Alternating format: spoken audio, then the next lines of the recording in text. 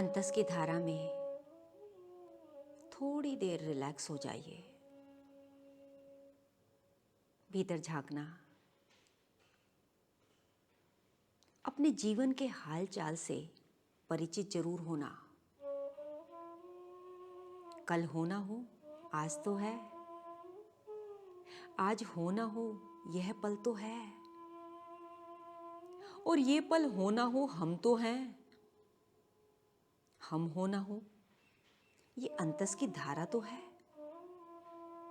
इस धारा में सब दिखेगा और बहुत साफ साफ दिखेगा। इन आंखों से ही दिखेगा, बस नियत होनी चाहिए भीतर देखने की।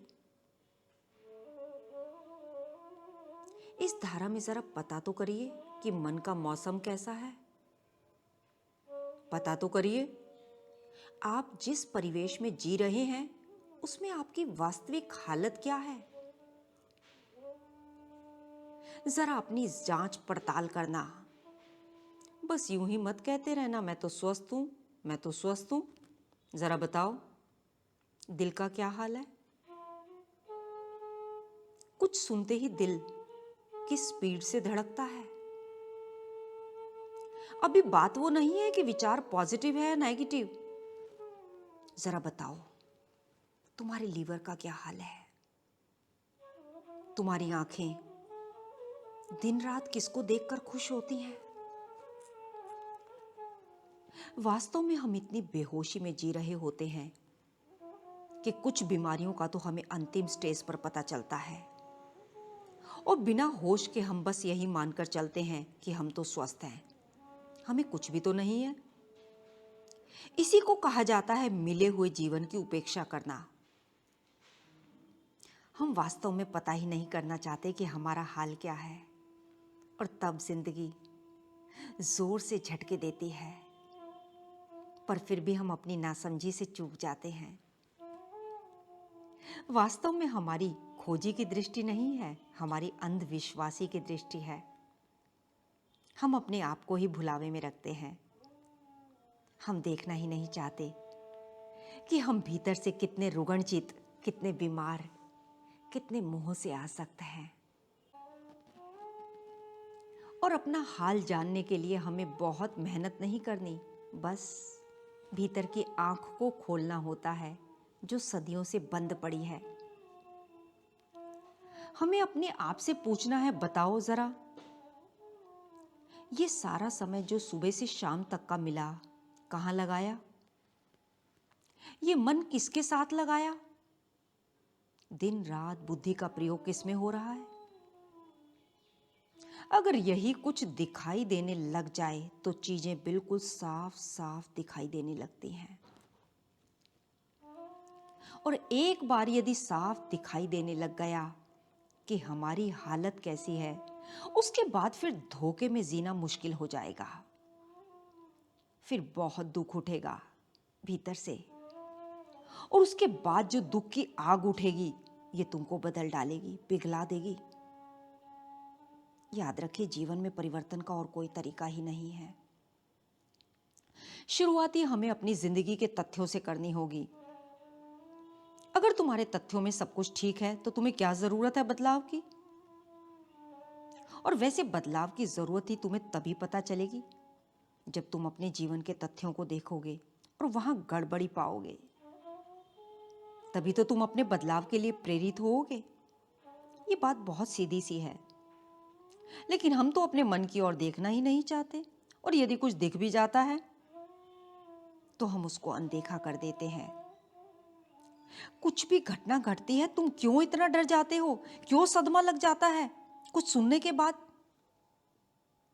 जब भी ये घटनाएं घटे तो इन्हें अनदेखा मत किया करो। इसी देखने की ताकत को डेवलप करने के लिए हम भगवत गीता का अभ्यास कर रहे हैं। नेक्स्ट श्लोक में भगवान कह रहे हैं, मैं ही अनमोल खजाना हूं, बाहर कहां भागते हो। सारा अनमोल खजाना मेरे भीतर है। और मैं कहां हूं, मैं सबके अंदर हूं।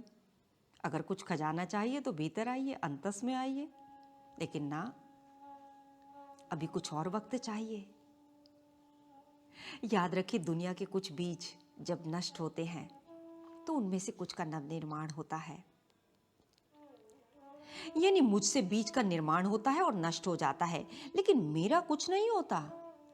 जैसे पेड़ पैदा होगा तो बीज को नष्ट होना पड़ेगा, लेकिन मैं ऐसा बीज हूं कि मेरे में से सब निकलता है, लेकिन मैं बीज कभी भी नष्ट नहीं होता। नेक्स्ट श्लोक में कहा जा रहा है, हमारे सौर मंडल में सूर्य सबसे प्रमुख है। मैं ही सूर्य में तपता हूं, वर्षा का आकर्षण करता हूं, सारी सत्ता मैं ही हूं। इस संस्कृति ने नदियों को पूजा, सूर्य को पूजा, पत्थर को पूजा, सबको पूजा, पेड़ों को पूजा, क्योंकि ईश्वर सब जगह है। तो भगवान कह रहे हैं, मैं ही अमृत हूं, मैं ही मृत्यु हूं। ये जो पूरी कड़ी चल रही है, जिसमें तुम्हें जन्म और मृत्यु दिखाई देते हैं, लेकिन मैं न जन्मता न मरता। मैं ही सत हूं, मैं ही असत हूं। जो प्रकट रूप में दिख रहा है वो भी मैं हूं, जो नहीं दिखाई दे रहा वो भी मैं हूं। लेकिन ध्यान रहे, इन शब्दों से सिर्फ इशारा मिलता है, लेकिन इशारा ईश्वर नहीं है। उस ईश्वर की अनुभूति तो गगन गुफा में आरंभ होती है। इस गगन गुफा में गहन सन्नाटा है, इस गगन गुफा में गहन अंधकार है। इसी गगन गुफा में तुम्हारे जन्मों जन्म के संस्कार हैं। इसी गुफा में तुम्हारी वासनाएं हैं, कामनाएं हैं, और इन्हीं वासनाओं और कामनाओं से मुक्त होने के लिए ये अंतस की धारा है। यदि यात्रा किसी सद्गुरु के साथ की जाए तो कभी ज्ञान मार्ग से, कभी भक्ति मार्ग से, कभी कर्म के मार्ग से, भीतर अभेद ईश्वर से वो हमारी जान पहचान कराते हैं। और यह मार्ग हर मनुष्य के भीतर है, लेकिन हम संप्रदायों में फंसकर मार्ग बाहर ढूंढते हैं, जो कदापि संभव नहीं। मार्ग भीतर है, मंजिल भीतर है, सिर्फ जरूरत है अनुभूत करने की, प्यास की, किसी जागे की वाइब्रेशंस की।